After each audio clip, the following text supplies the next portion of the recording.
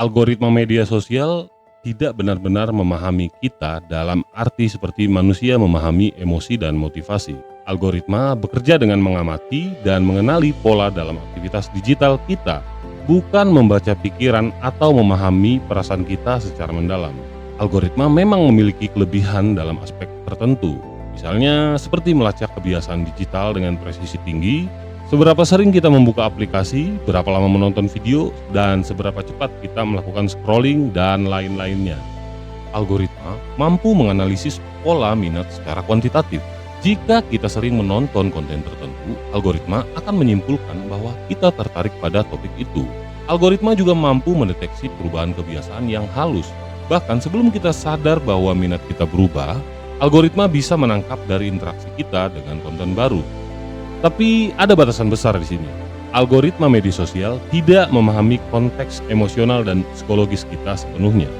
Algoritma memang bisa melihat kita menonton video tentang cara mengatasi stres, tetapi dia tidak tahu apakah kita benar-benar stres atau sekedar penasaran. Algoritma juga tidak bisa membaca pikiran dan niat kita. Kita bisa menonton konten tertentu hanya karena kita iseng, bukan karena kita benar-benar tertarik atau menyukainya. Algoritma juga tidak bisa membedakan minat jangka pendek kita dengan jangka panjang.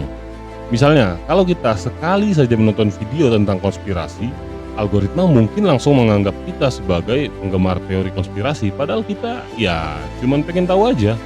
Lalu seberapa akurat algoritma dalam memprediksi preferensi kita? Berdasarkan penelitian, algoritma memang bisa lebih akurat dalam mengenali kebiasaan digital dibandingkan dengan kesadaran diri kita sendiri. Tapi apakah itu dalam semua aspek? Belum tentu. Studi yang dilakukan oleh Kosinski dengan rekan-rekannya menemukan bahwa algoritma berbasis Facebook bisa memprediksi kepribadian seseorang itu lebih akurat daripada teman dekat mereka. Mereka melakukannya hanya dengan menganalisis likes mereka. Google dan Amazon memiliki algoritma prediksi yang sangat canggih untuk menebak apa yang kita inginkan, bahkan sebelum kita sadar kalau kita membutuhkannya. Lain lagi dengan Netflix dan Spotify, memiliki sistem rekomendasi berbasis perilaku pengguna yang sering kali lebih tahu selera kita dibandingkan apa yang kita pikirkan sendiri. Prediksi ini tetap terbatas pada pola konsumsi digital dan tidak selalu mencerminkan aspek kehidupan nyata. Misalnya seperti ini, ada seseorang yang sering menonton video gym atau workout, tapi kan dia belum tentu rajin olahraga. Ada lagi yang kayak gini. Seseorang yang sering melihat konten investasi belum tentu benar-benar berinvestasi. Dan yang lain, ada seseorang yang mungkin saja sering melihat konten mental health, belum tentu juga mereka mengalami masalah mental. Kalau kita boleh menilai antara kesadaran diri dengan data algoritma, siapa yang lebih unggul? Kesadaran diri atau self-awareness memahami emosi, niat, dan motivasi pribadi. Kesadaran diri ini juga mampu membedakan antara kebiasaan jangka pendek dan jangka panjang. Self-awareness juga mampu mengenali kapan kita harus berubah atau berkembang ke arah yang berbeda. Tapi biasanya ini cenderung subjektif dan tidak selalu akurat dalam mengukur kebiasaan digital. Sedangkan algoritma memang bisa melacak pola dengan sangat akurat berdasarkan data kuantitatif. Dia juga bisa memprediksi tren dan preferensi berdasarkan perilaku yang telah direkam. Algoritma juga tidak terpengaruh oleh bias manusia dalam menilai diri sendiri, tapi tidak dapat memahami alasan mendalam di balik suatu tindakan atau keputusan. Algoritma juga tidak bisa memahami konteks emosional dan psikologis dengan sempurna. Di dunia yang semakin dipenuhi algoritma ini, kita seringkali tergoda untuk mempercayai bahwa teknologi ini benar-benar mengenal kita atau orang-orang di sekitar kita. Namun penting untuk mengingat bahwa algoritma hanya melihat pola perilaku kita, bukan siapa kita sesungguhnya. Algoritma tidak memahami emosi, tujuan, atau nilai-nilai kita yang paling mendalam. Bahkan lebih jauh, algoritma bisa menyesatkan kita dengan bias yang tak terhindarkan. Coba kalian bayangkan, hanya karena kita pernah menonton sesuatu sekali, bisa jadi kita terjebak dalam filter bubble yang terus-menerus menyajikan konten serupa. Itu tanpa kita sadari. Karena itu, kesadaran diri menjadi hal yang sangat penting di sini. Kita tidak boleh hanya menyerahkan diri kita pada apa yang disarankan algoritma, tetapi harus tetap aktif mengevaluasi pilihan dan keputusan kita. Jangan sampai kita malah terjebak dalam arus yang diciptakan oleh pola yang terlihat logis, namun sebenarnya membatasi pandangan dan kebebasan kita.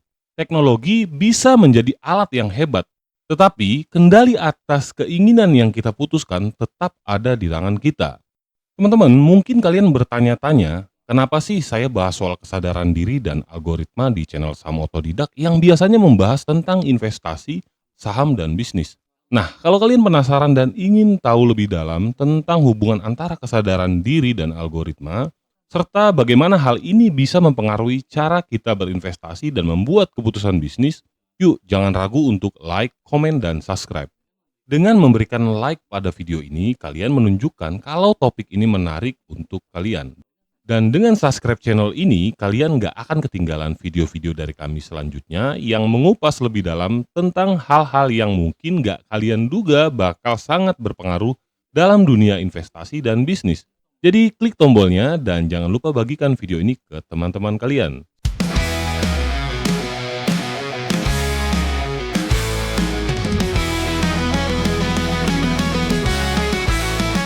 Mulai dari kecil, step by step, belajar saham, no need to rush. Bersama kita menatap monitor, cuan menanti tak perlu main kotor. Saham Otodidak, learn and grow, let's rock the show.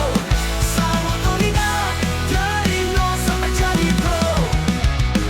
Invest smart, jangan gegabah, risk dulu biar makin jago. Trading kuat, hasilkan cuan. Saham Otodidak, pilihan teman. Saham Otodidak, learn and grow, let's rock the show. Saham Otodidak, dari nol sampai jadi pro.